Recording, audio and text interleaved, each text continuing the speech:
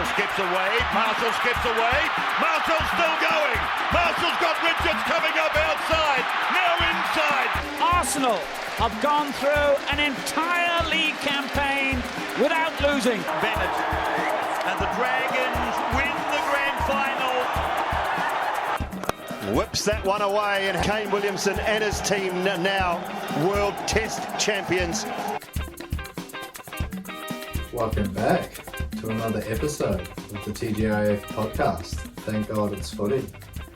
How's the week treated you, my bro? We had some footy to tuck into after a very wet round on Sunday. It's finally upon us. The NRL season is here. You're right, it was a very wet round. Great to get out to a new course. Shout out to Tez for getting up and getting involved in a little bit of golf over the weekend while he was here in Auckland. Head banging away Saturday night at Blink 182. Too hungover to join his mum for a coffee Sunday morning, and then out on the golf course in the rain. I was pretty close to packing it in after about 9. I think you were possibly close after 8. I was freezing cold. After 8, when you when I lost the ball and up that big hill, and we're standing there, and I'm standing on the green, and we're waiting for you, and the rain was just like dripping off me, and then we played that 9th, and I had a wonderful shot. Smack bang on the ground. Put it about that far away, maybe a little bit further. Maybe it was pretty close. It was pretty close, and it was attacking the bunker in the rain, and I'm standing there while I'm waiting for you boys, just kind of lining up my putt back, full attack from the rain, and just completely drenched. Opted for the old little bit of Ambrose on the way back through, and cleared up a bit, which was alright, but we were still very wet. Yeah, very, very wet. But completely changed the old outlook of the round. You're just out there, you're having a whack. We've paid our money's worth. I'd sort of lowballed the price there a bit to you, thinking it was about $40. Yeah, thinking it was a cheap course, and I was thinking, 65 was it in the end? I believe it was. 65. Worth it.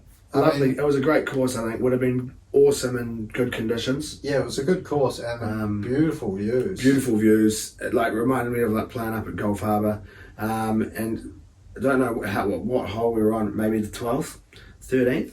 Whipped out the old chip, and shout out Roman, dropping off a few old golf clubs to me. And there's it's got to be older than us, I reckon. It's got to be about 30 years old by the looks of this club, a chipper. And I just started using it from anything really. Used it from the driver down to driver down to putter. Used it for every shot. Par to par 5. Put it to about 3 feet from about 140, 150 metres out, and just dead straight, and just lovely, great, taking great divots with it. So that's the goal this weekend. Get out there down at Waitemata, 1 club challenge, in the scramble as well. See if we can maybe snag a prize playing in the scramble with 1 club. So yeah, it was an enjoyable round, and then come back in and get involved in a little bit of bloody NRL footy. You can't complain. So it's been a good one. But I guess we better get into a little bit of that footy then, shall we? Now, we obviously kicked off Manly up against Souths. Over there in Vegas, there was all the hype around it. I actually, due to the bloody later than usual tea time for us, I did miss the first probably the first half, maybe even the first 45 minutes, because it took a while to get the old stream sorted. Yeah, I had the old Sky Sport go back. So you were lucky, yeah. Watch from watch from the start, skip through the hour and a half build up to kick off. But look, it was a pretty good opener. Back and forth for that first sort of 50 or 60 minutes, but once you get up to about 3 or 4 tries each, and you've missed a couple of kicks, Manly pulled clear really after that Garrick try. Looked like they were going to cruise home in that last sort of 10-15 or so. There was that 10-minute period where they scored 3 tries, sort of like that. And I think that was sort of where the game sort of... Garrick, and then Brooks scored 1 as well. Yeah, and Brooksy, just how good. you're nearly getting emotional watching him play. You know, you're seeing him out there. He's playing with a smile on his face. He's playing good footy, playing the footy that we knew that he could play. You know, when he's got no pressure on his shoulders. Awesome to see. I think I called it right from the start. Him and DCE will be awesome together. Yeah, I think everyone was sort of looking towards that as being a good fit. Brooks, you know, not only is he not the first sort of choice for scrutiny and star power around that team, he's not even second with Tommy Turbo back in action and having a good game as well. Obviously not back to his barnstorming best, but a couple of 100 metres in there. Main thing, he came off injury free. Came out injury free. That's the big thing there. If they can keep him injury free, all three turbos doing their thing. I think the main one there is obviously Tommy. If they can keep him fit, I think that goes a long way. It's more not necessarily goes a long way to how far they go. It's how far away from the bottom they stay. I think it is. I think you lose him, it's that whole mental edge. We've said it plenty of times before. I think you can lose someone like Jakey, not as big of a loss. Obviously Ben as well. They've got Burbo definitely the most replaceable Troyovich brother. You'd say possibly maybe played the best of the three. Yeah, had a really good game in that game. Really took a step towards fulfilling that Troyovich name. Jakey, Jakey is obviously Jakey huge. Get bumped off by Latrell, was it? I think so. Completely sat on his ass. It was quite loose. Definitely, they've got a great forward pack, Manly. Whereas Tommy Turbo is that game changer. He's that complete different. They've got some very good backs in their team as well. But I think you can replace someone like Jakey. But if Tommy's injured, that's you can write their season off. Yeah, pretty much. Unless Luke Brooks and Daly Cherry Evans get back to career best form at the same time. But yeah, it's. Olakawado, the big man, he had an awesome game. Yeah, it was a really good game from Big Hamole. Capped it off with a meaty as well. Yep. He'll be happy to get off the knee to run first game of the round. Just a real good spectacle. I gotta say I was a little bit gutted that the old bet didn't come through. To be fair, I was. Happy for Manly to see them get the win. I thought the Bunnies were going to take it. The Bunnies maybe just a little bit rusty defensively. No Tommy Turbo try. That's what we were after. Passed it off to Ben there at one stage. AJ had already scored. Alex Johnson there, so I was thinking this is it. We're away, and then passed it off to Ben, and like you said, that's the start of those 3 tries there, and game changed. 6 tries to 5, but I think Garrick slotted all 6 of his kicks, whereas Latrell 2 from 5, unfortunately for South. So although I thought he had a reasonable game, conceding 6 tries, it's probably looking back at that South towards the second half of the year rather than the first half of the year from last year, which is a little bit worrying for them. Manly probably not too stoked to have conceded 5 tries either, but hey, 11 tries in 80 minutes is always going to be a good advertisement for the game. In front of, by all reports, what was a crowd dominated by Australians on holiday in Las Vegas. So who knows whether we did well. I've seen plenty of tweets. Plenty of tweets. Lots of American sort of Gronkowski came out and said that he wouldn't be playing a game like that without pads. And he's a tough bloke. They're all saying it's pretty gnarly. I think it is. It's a good spectacle and a good little segue into that second game, which was just as tasty, I think. Obviously not as many tries on the table in this one, but still a hell of a game between the Chooks and the Bronx. A little bit of an upset. I don't think too many people would have been picking the Chookies. Obviously, a star-studded side, but so are Brisbane. It's that recency bias. We saw obviously how good Brisbane were last year, and Roosters had that shocker pre-season challenge. You called it last week. It might be a bad omen.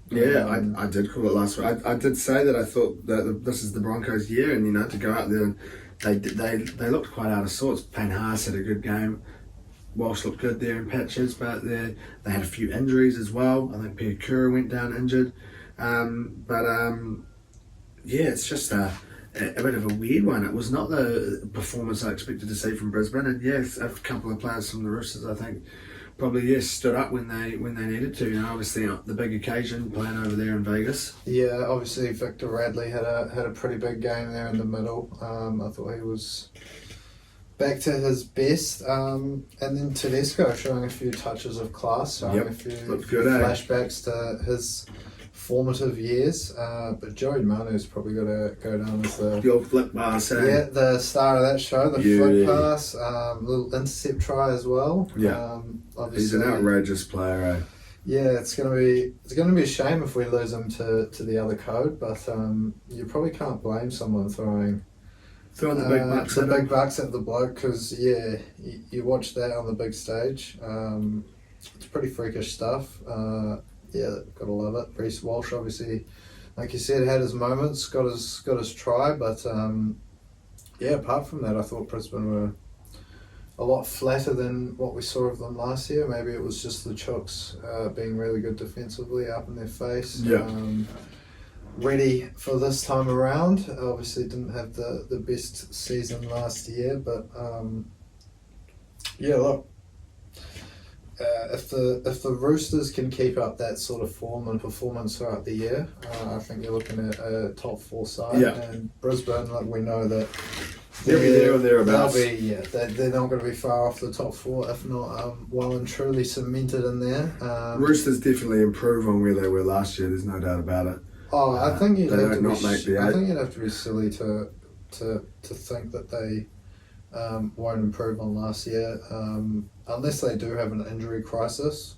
But even then, like, they've got so many star players, it's ridiculous. They should be challenging, if not finishing top 4. They're a well stocked team. The Roosters did for sure.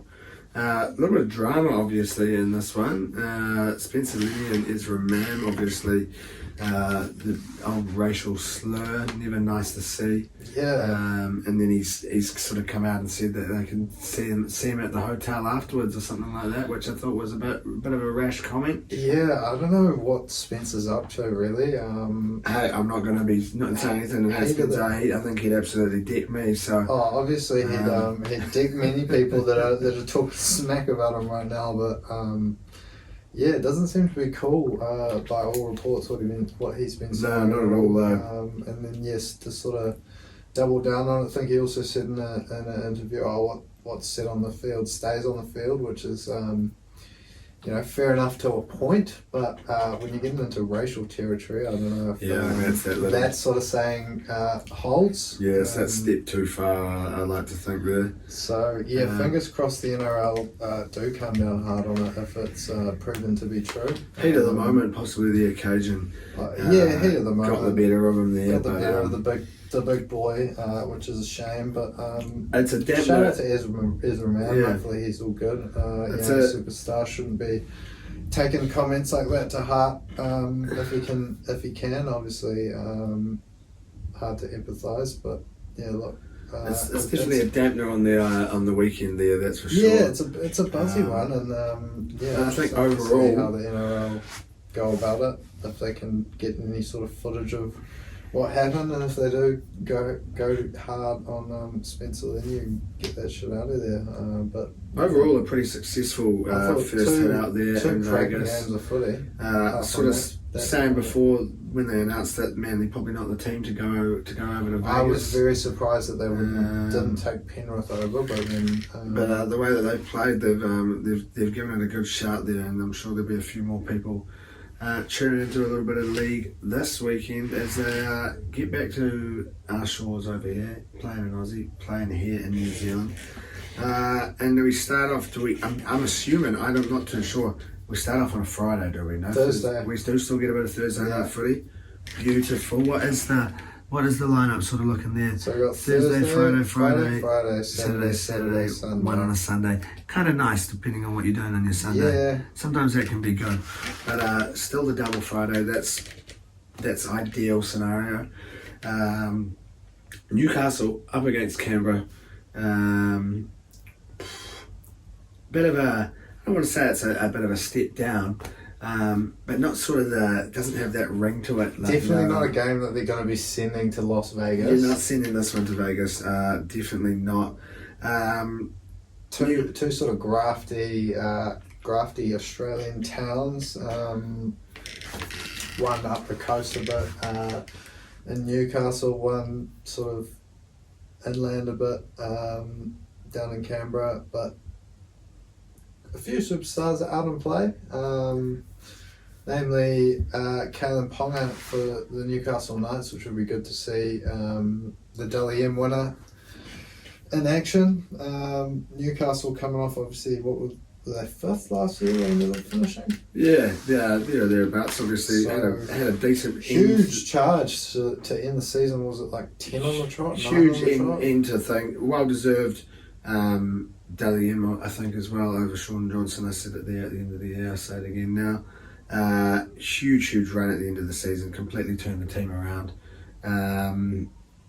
Was it 10 on the trot? You might be right there. I think they can make that sort of push into the 8 again there this year. I think they've got a pretty decent looking squad. Up against the Canberra team, who I'm picking it, making a 3-way battle for the spoon. You're not putting the Dogs in there. I don't think you can ever put the Dogs in there at the start of the season with the recruitment that they've had over the last 3 years.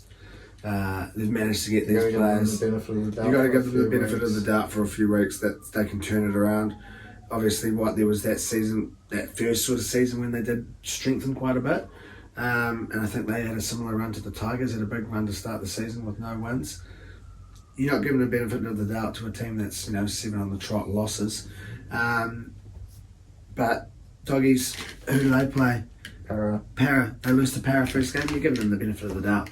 You know what I mean? So Canberra, on the other hand, I don't think they've got that as much of an electrifying backline as some of these other teams, and they've got a slightly aging forward pack. So obviously a couple of hearty young guns in there, but you've got to lean towards a Newcastle win here. They're at home, first game back of the season. Ponga coming out proud as the Dally M winner. Yeah, I think Newcastle at home will be too strong. Their pack is, they've got an insane pack. Kalen Ponga doing freakish things off the back of that. Obviously Jackson Hastings and what's his name, Tyson Gamble, clicking very nicely in the halves to sort of play that supporting role to Ponga as the main man there, and obviously without one of their main men on the wings, Dom Young, huge loss there for them down the road to the Roosters, but open up that slot for Tuala again. They've still got Greg Marju who was still up there. He'll be on one, and Tuala on the other wing there. I'm pretty sure is the way that they're going for it. So it does open up that Bradman opportunity for him. Had a hell of a season last year, Origin debut, and it's a tasty looking side. Seemed to play some awesome footy off the back of that, and then you look at this Canberra side, and they're definitely battlers. They have been for a few years now,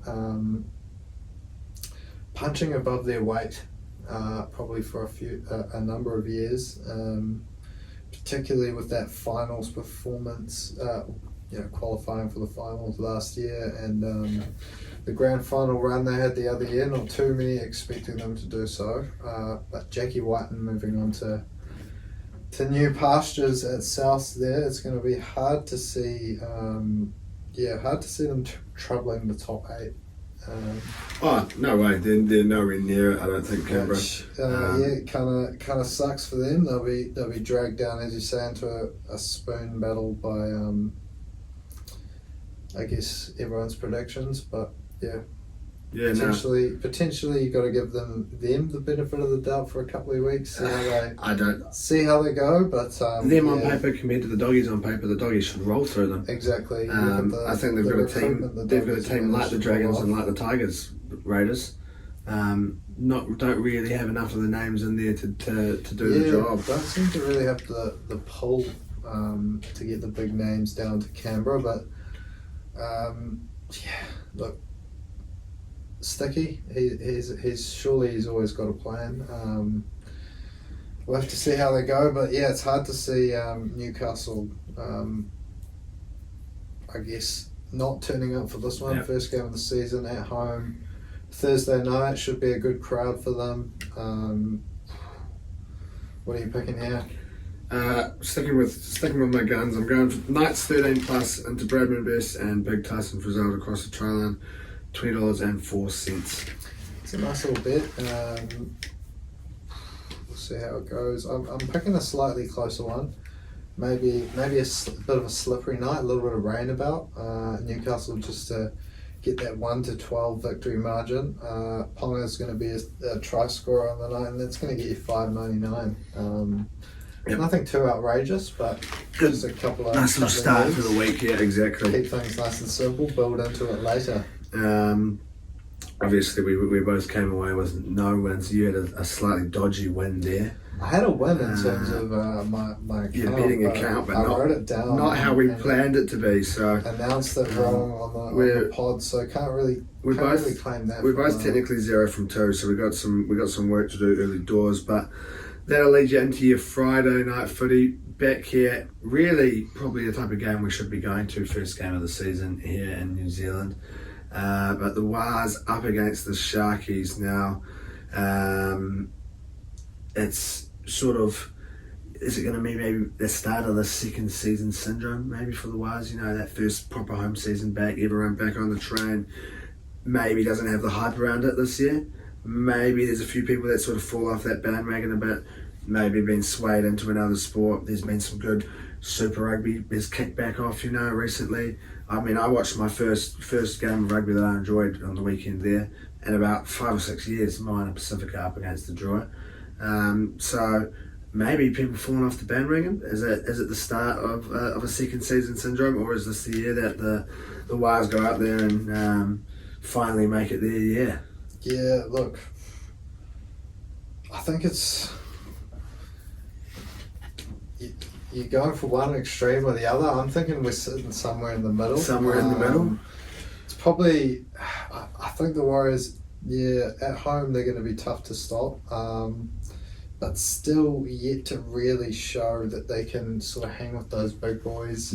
Particularly when it comes to finals footy. Obviously had a couple of good wins. A good win at home up against Newcastle, but the other two games up against Penrith and Brisbane, they were well off the pace. So this one, Warriors Cronulla, we're obviously not in the big games just yet. Still a while to get there, but I think they've got enough to get the job done on this one.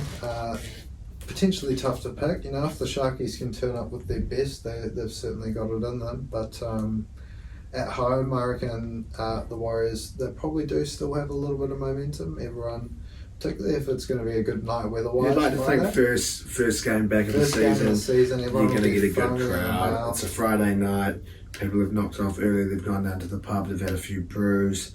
You bring the family along. It depends. What's Super Rugby up to on Friday night? Maybe there's no good games.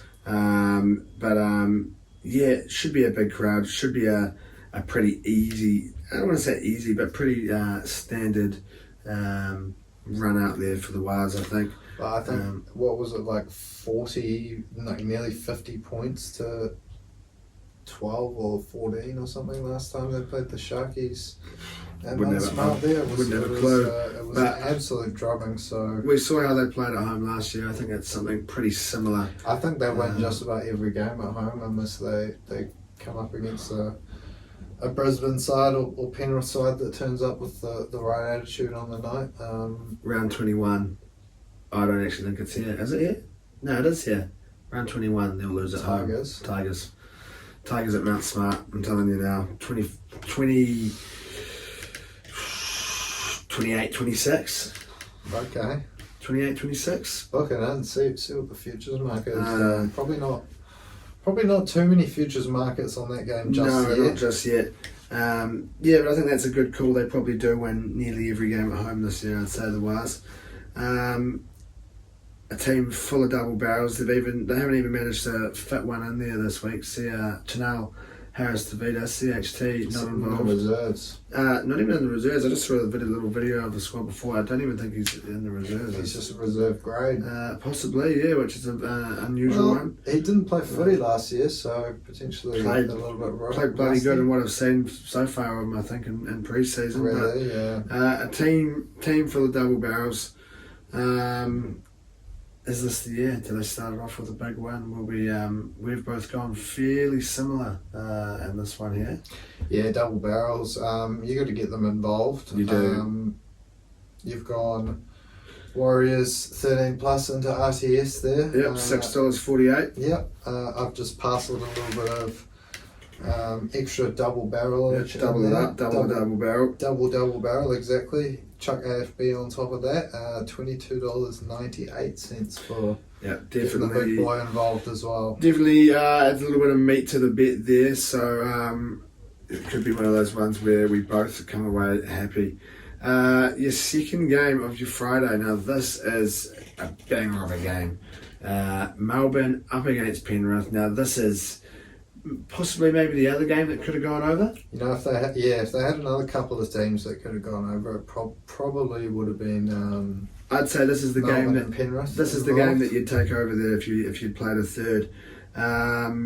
It's obviously a Storm team that, you know, we're always synonymous with sort of just winning that title and being that team to beat, and it's now Penrith have sort of taken that crown away from them. And we get to see them match up against each other first round of the season. A slightly, I don't want to say depleted Penrith side, but they always seem to, they've been losing one or two players from that first team there now, you know, and it's a different looking team to the team that first won it. I heard they lose that first year. Capewell.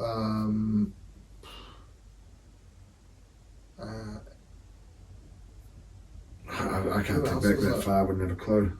A couple of others, because like they had fucking Tungo and May and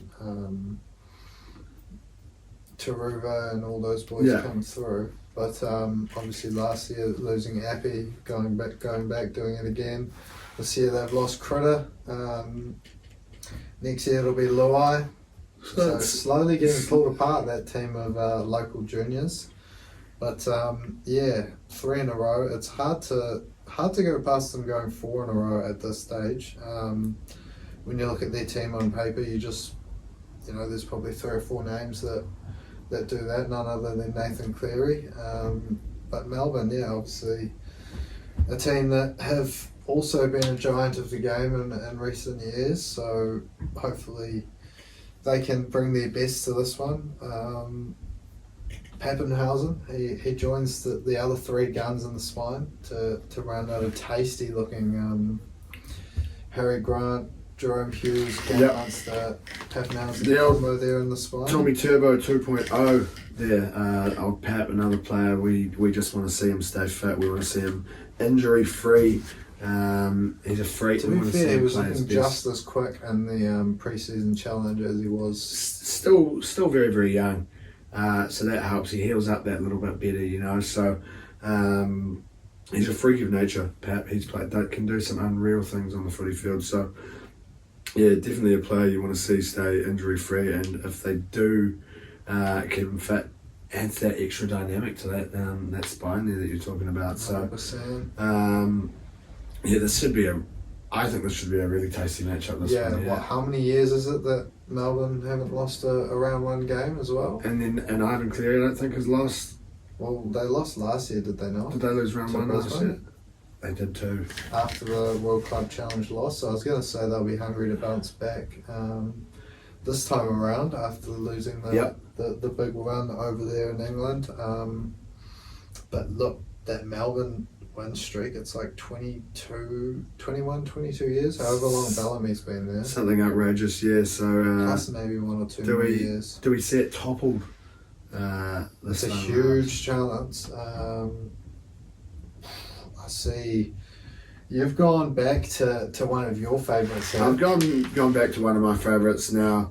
The old Golden Point bet. Now it's the match that it's it's written in the stars. It's the game that both teams are probably trying to show the Landys and all the rest of the jokers there at the NRL. Why the fuck did you not take us over? Probably, even though it was the better game, maybe Manly and Bunnies don't go, and you take Penrith and Melbourne instead. They'll be out there. They'll be wanting to put on a big show. It's the last game of the night. Yeah, we've got golf in the morning, but you can just push that out a little bit longer for a little bit of golden point. And we see maybe a Cam Munster field goal slotted to win the game. Cam Munster, yeah. Have we seen him kick many field goals before?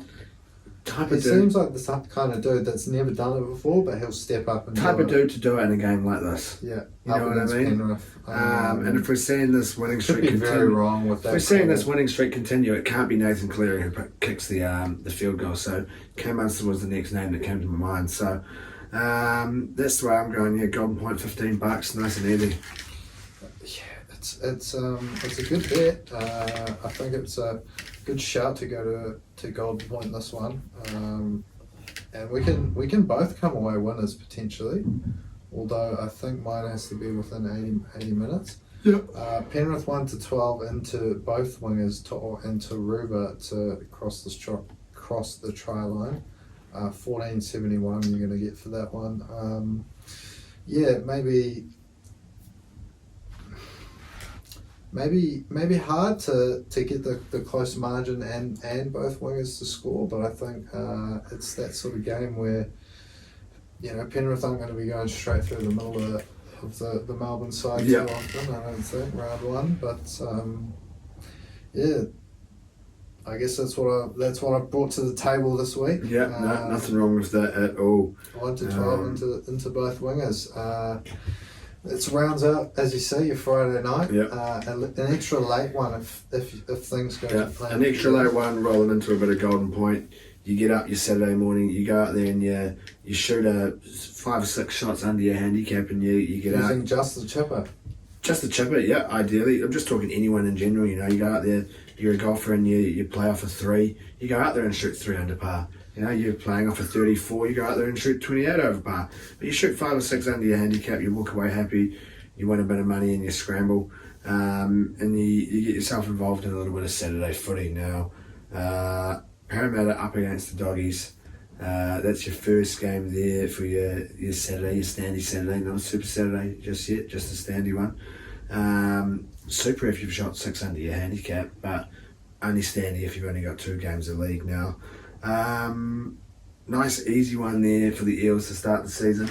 Up against the Doggies team, who you've either got some people saying this is going to be maybe the year where they can turn around a bit of their fortune, or the other half of the people are sort of saying this is the Doggies team we just see languishing down the bottom again.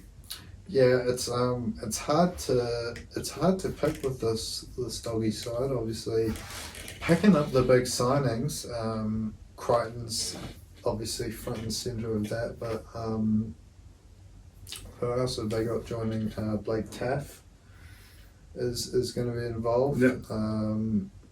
They're looking a better squad on paper. There's no doubt about it. Slowly picking up signings. Although Parramatta, they've still got a pretty solid team. Obviously led by the gun halves pairing of Mitchell Moses, Dylan Brown. It's hard to go past Parramatta in this game, but last year they were very, very up and down. Obviously didn't make the top 8 after getting through to the grand final the year before, but I see them hard pressed challenging the likes of Penrith and Brisbane and the Roosters this time around. But if things can click, they should be right back up there with the team they have. Yeah, it's a tricky one on Para. You don't really know what team you're going to get. Some weeks they go out there and they look awesome. They beat Penrith one week and then they lose to the Doggies or the Tigers. They're up for a big game. The Eels. They'll go out there and they'll give their all in a big game, and then they'll go out there and lose a game 32-30 to Titans or something like that. Where They make 7 or 8 errors. So it's a hard one to know what Eels team you get. But similar with the doggies, you don't know what type of doggies. We've said before, you get yourself you give them a little bit of leeway. You give them a little bit of benefit of the doubt to start the season, the doggies. I don't know if the Eels, if they go out there and lose this game, you can be saying we'll give them the benefit of the doubt first game of the season. That's a big loss for the Eels to go out there and lose at home to the doggies round 1. So they'd be expecting to get the win. I think most Eels fans would be expecting that they go out there and do the job. I'd say so. Up against this doggies team who it might take that 3 or 4 week window to start to see the best of some of the new combinations coming out. So surely with the likes of, as I said, Mitchell Moses, Dylan Brown, Gutherson, Junior Bowler, I think they should have too much on paper. The Parramatta side at home, obviously missing big Micah Sevo through suspension, but yeah, look, it's hard to go past the Eels picking up the win in this one. Yep. I think. I've got to say, I was kind of a little bit unsure about this one. I had a feeling that we might see a little upset, and I nearly went for the doggies, but I've just gone. I've taken the result out of it. I'm going for the quick man there on the wing, Josh Adokar, bagged himself 2 tries. Only paying $5.80. But just got a feeling that he's going to maybe show us a little bit of action, and it does, just in case there is that upset. We don't see the Eels team we're expecting to see. It takes the result out of it. So 2 tries for Josh Adokar will do me well. Even then, could be 40-12. As long as Adokar crosses the line twice, you're in the game there. But I think Parramatta should turn up with a good performance round 1, 13 plus, but also gonna chuck Josh Adokar in there. I think he's due for a big season for the doggies. $8.95 it's gonna get you. Just the 1 try for Adokar though, not the 2. That'll warm you up for Saturday. But the one I've been waiting for, the Dragons making the trip up to the Gold Coast to take on the Titans, and after missing out on round 1 last year, it's nice to have a game to tuck into. Yeah, I feel your pain. Obviously, Tigers taking the bye there this one. Nice to see them sitting in 3rd place with our weird little start to the season here. You end the weekend. Do you get the 2 at the start? We got our 2 already, so we were in 3rd place. We are in 3rd place. Which is it's a bloody lovely position to be in currently, looking down upon everyone else. But yeah, you do get a game this time around, and not the trickiest of draws really to get your season underway here, the Dragons. No, we did start off our season with a good drubbing of the Titans in round 2 last year. So hoping we can go 2 for 2 on that front. But the Titans themselves, obviously, a new man in charge up there, big Desi Hasler. The locks flowing up there on the Gold Coast. I can imagine the Beaches are doing that luscious mane of his no harm. A little bit of salt water involved, flicking it up. Don't know if it really does that, but Des Hasler seems like the sort of dude to go for a swim every day of the year, sort of. Nah, definitely not. You don't reckon? Nah, I don't. He seems like a quirky fella. He's a cold dude. Des has a. I don't think he gets in the water every day of the year. Up on the Gold Coast. He's a cold dude. I don't think it gets too cold up there. People are cold people. Maybe in the winter though. People are cold people or warm people, brother. And I don't think. You think he only swims if it's scorching? He's chilled to the bone, bro, and you know all about being chilled to the bone. I don't think he's an everyday swimmer. I think he's. In terms of being an NRL coach, though, I think he's a sit on the. He's definitely got the salty hair. I'm thinking maybe sitting on the beach. But he'd be the type of dude I can see maybe like sitting on the beach brainstorming a few. Wearing shoes on the beach, Desi Hasler. On the beach. You know, or going out to the beach with a jacket on, sort of thing. You know, on a windy day and letting the sea spray get into his hair, but not necessarily having to get in the water. That's more sort of the vibe I get there off Desi. I don't know where you were going with that.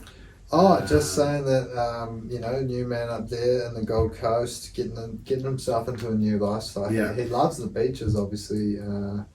Manly's where he did his best work. Didn't work out too well out at the Doggies, but he did get them to a couple of grand finals. I think so, yeah.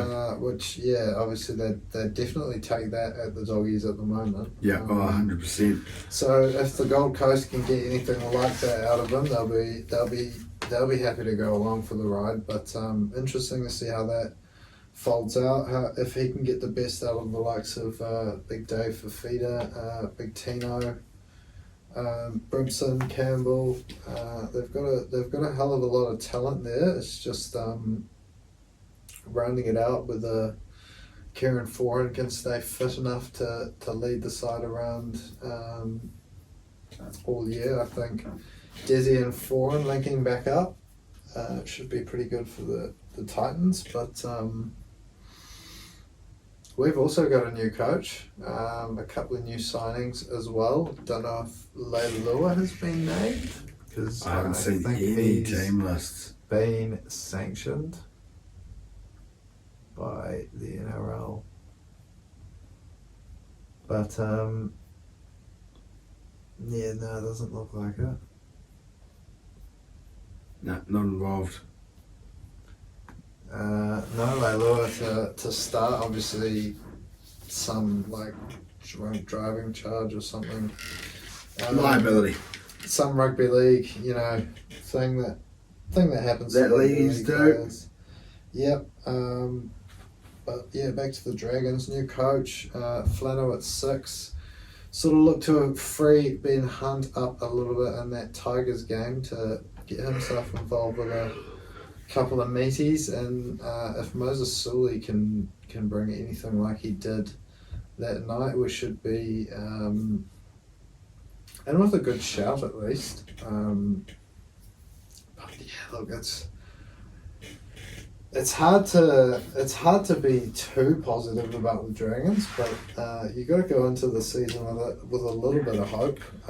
I'm the complete other way around. I've got to go into this season just really. I've always sort of had that, you got that slight affinity for a friend's team. I think this year's the year I've just got to go in there just absolutely, not necessarily despising them because I don't hate the Dragons, but just hoping does that give us more that's wins? what I was thinking. If I go in there hoping they lose every game, does that give them a few more wins? Or if I go out there and back them every week, they'll probably lose every week, and then ideally the Tigers can go through and pass that spoon over.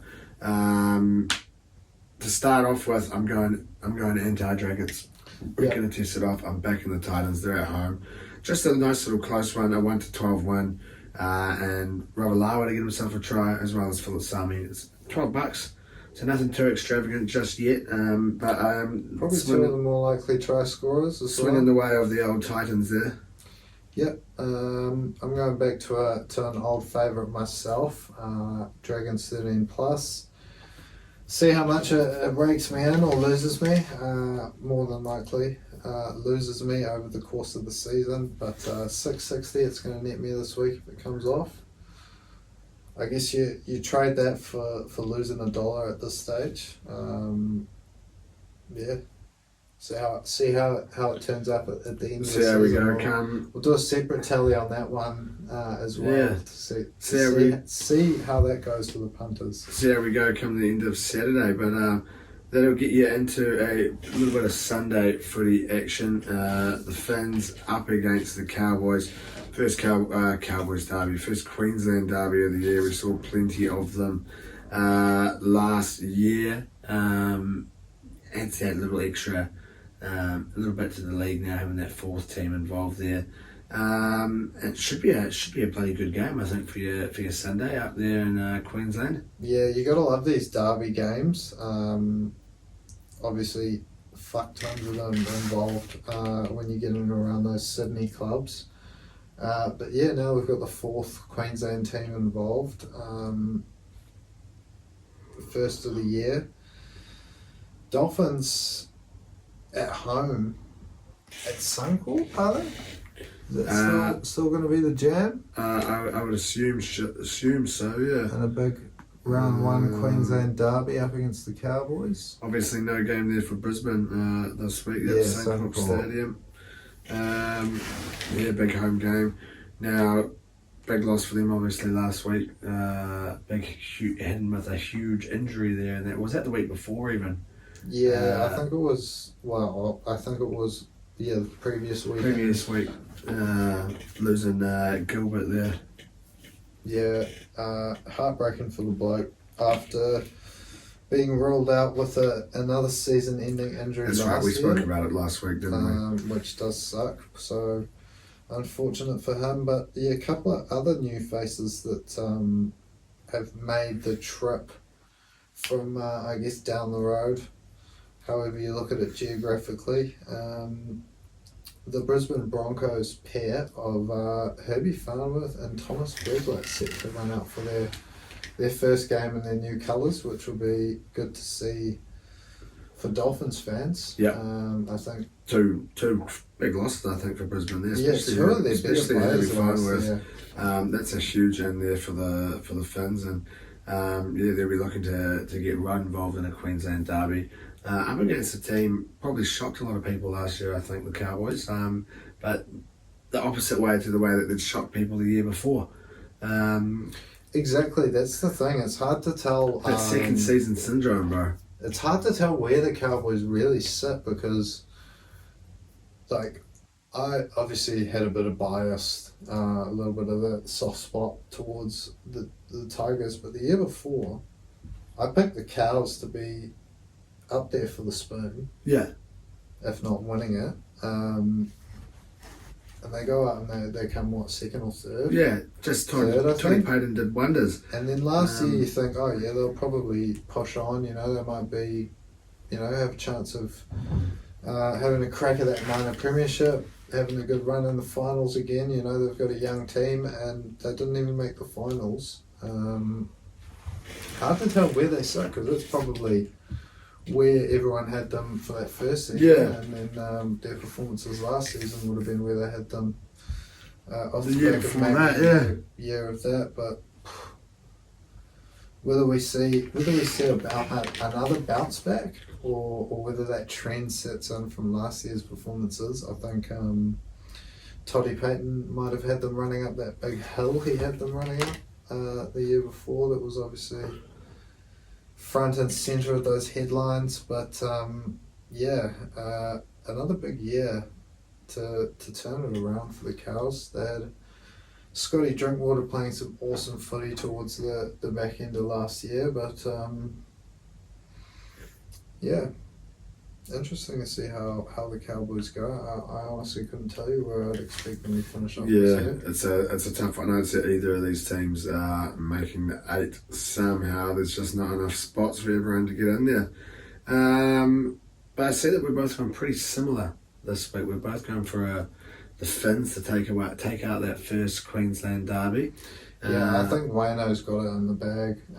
He's got the mind games going. He's probably doesn't need to do much, but he's definitely got a few winters on old Todd Payton, that's for sure. Yeah. I've got Dolphins 1-12 into Herbie to score a try on his debut. Yeah, I like it. $8.21, so nothing too flashy, but keep the bet nice and simple, and I suppose that's what you get. Yeah. Now I've gone 1-12 as well. Into Jeremy Marshall King to go over there, get himself a little try close to the line there. $17.02. Yep. That is round out your week. Obviously, as we said, the Tigs getting the bye, and we'll be waiting until round 2 till we get involved. But we have had a little bit of round ball action. We had a little bit of round ball action this morning. Up against Sheffield United, the old Tuesday morning game here for us. And what a game it was. A big 6-0 win, breaking records left, right and centre at the moment, the Goondam. Yeah, you blink and you miss it sort of stuff. 15 minutes into the game, we're sitting pretty at 3-0 up. Probably could have been 3-0 up within that first 5 minutes, to be honest. Guy Havertz a couple of inches away from a 1-yard tap-in. Saka hitting the post. Few shots being blocked in the box there, nice and early from Sheffield United. So it's an awesome time to be an Arsenal fan, particularly when you're watching them play those domestic games. Apart from that blip against Porto, we've been absolutely annihilating teams ever since the old trip to Dubai, the old mid-season break. The attack's humming. The defence is going really well, but it's not only really the defenders, it's just any time one of these teams, we obviously haven't played the most skillful teams on the ball in West Ham, Burnley, Sheffield United, but even up against Liverpool, like, teams can't seem to hold the ball for more than a couple of passes before we just absolutely swarm them and win the ball back easy as you like. Oh, it's a different attitude, I think, is what it is. We're playing with a lot more confidence, a lot more passion, and Arteta, he's managed to sort of turn something around in the lads and their heads and in a good way. It's a huge win for the Gooners. We saw the 10,000th all-time goal for Arsenal, as well as the 500,000th top-flight goal in English football. Okay. Which was Havertz's goal, and I believe was it who scored the 10,000th for us? Was it Martin? I can't remember. I did see an Instagram post about it, which showed it.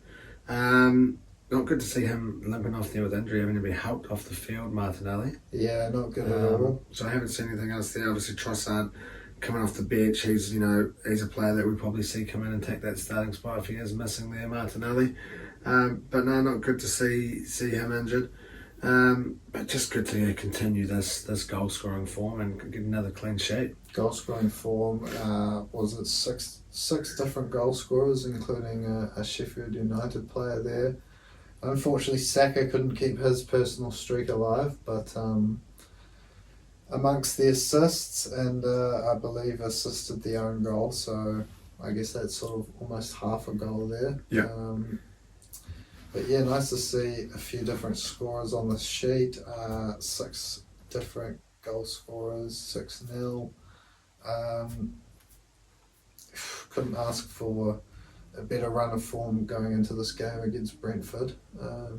The first ever team to win 3 top flight games in England by more than 5 goals. Brentford, obviously, you don't want to come in too confident, but the way we've been playing, it's probably not going to be our biggest challenge of the season. No, not at all. I think we can probably go out there and hopefully make it 4 on the bounce, 5-0 or 5 goal margins. Oh, that would be the ideal. Don't know how long you'd be able to keep that up, but it would be the ideal scenario if we could go out there and do that again. I somehow don't see it being as big of a win. I think it's going to be that little bit closer, maybe a 2, maybe a 3 goal win. Yeah, Sheffield United, their goal difference is -50 now. Yeah, it's atrocious. They've had a shocking season. They're well off the chase there. Up against Brentford, it's a slightly tricky one. But you'd like to hope we go out there and do the job again, keep that pressure on Liverpool and City. Yeah, I think so. Obviously, Brentford have picked up a couple of big scalps along their way in the Premier League, but obviously not doing as well this year with Ivan Toney having to sit out half the season. I guess you just have to hope that this isn't one that does slip us up along the way. I think, do Liverpool play City on this match day as well? I'm not too sure. I know that's coming up at some stage. Might not be for a few more weeks, actually. We are in that situation, though, that position of the year where we don't want to be having any slip ups. So Ideally, it's 3 points. Ideally, it's another clean sheet because we do also obviously have to then head over to Portugal, don't we? Yeah. No, we don't. Sorry, we're not heading over there. They're coming to us. So we've got to turn things around. I think it's a different game, a different team we'll see up against Porto at home. I think we'll see obviously probably the same 11, but a team that's going to go out there and attack from the start, try and get that goal early on and put that game to bed, hopefully. Yeah, I mean, fingers crossed. We did see that that bounce back up against Newcastle, which was good to see. But surely Arteta can get the lads out there performing at their potential. The way that we've seen them play in the Premier League, because I think if we do play anything like we have done in the Premier League, that surely we can beat Porto by at least one goal to send it to extra time. I think we can see. I think our best football, we easily put 2 or 3 past them, and if we can defend well, it's the tie sus. Yeah, I think we can definitely get it finished in the 90 minutes. I don't see the need for extra time there. I'd like to hope that there is no need for any extra time. Just go out there and play it like you would any other Premier League game. It's 100%. Obviously, you don't want to disrespect the likes of Porto, but a team that you'd be definitely going out there confident to create plenty of chances, and if we can take a few, as we have been doing lately, then I don't see this game really causing too much trouble, apart from if we don't manage to score in that first half, things might get edgy. First 60 minutes will definitely get a bit nervy, and we don't want to be leaving it to any late, 89th minute fucking equalisers and then off the extra time. That's the last thing you want as an Arsenal fan. But I guess we get into a little bit of the bat and ball. It's unfortunate that we have to get involved. It's not been the flashes there for the Black Caps recently up against the Aussies now. Thought we'd see a little change in fortune in the longer format of the game there. Pretty 2 poor innings there for the Black Caps, wasn't it? We had 1 good innings there with the ball in hand, but that was about it. Yeah, I mean, we had our moments in the first innings with the ball, but started a bit flat after winning the toss and choosing to bowl, and then that last wicket partnership just absolutely destroyed us. Swung the momentum of the game there with Cam Green and Hazelwood stretching the score from what could have been 240 odd up to 380, and then to come out, be reduced to 5 for about 40. You're never going to do too well off the back of that, trailing by 340 runs with 5 wickets to go. No, it's not going to do you well, is it? But I guess shout out goes to Glenn Phillips and Matt Henry for having a couple of good games on personal notes. Nice little last wicket partnership from them as well. And a good fiver for GP. For both of them. Well. For both. Matt Henry got one in the first innings. Okay, so there you go. GP in the second, the chief destroyer of that Australian middle order there, which is shout out to them. Awesome to see. The first spinner to get a 5 in New Zealand for a New Zealander since 2008, Julian Patel. Wow, what a throwback that one there is. When's Test 2? When does that kick off? Friday. So hopefully a bit of retribution, square the series. Yeah, awesome. I look forward to down in Chicha, I believe. Yeah, look forward to getting involved with a little bit of that. Might have to get that plan along. It's your Saturday afternoon sorted. It's your Sunday afternoon pre-league sorted.